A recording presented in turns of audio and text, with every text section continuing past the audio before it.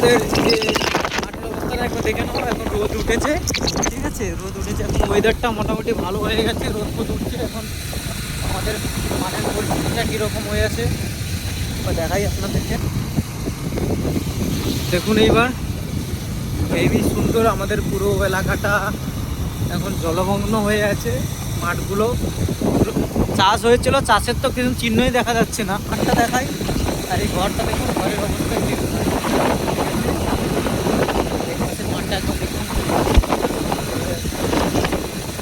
চারদিকে সাদা, কোথাও দেখতে পাবে না, চারদিকে প্রায় সাদা হয়ে আছে।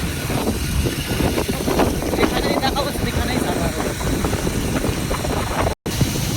এই যে আমাদের পিচ রাস্তাটা ডুবতে আর 1-4 মতন বাকি আছে, ঠিক আছে। মাঠে তো জল, চারদিকেই জল, চারদিকে জল, যেদিকে দেখাবো শুধু জলমগ্ন এলাকা।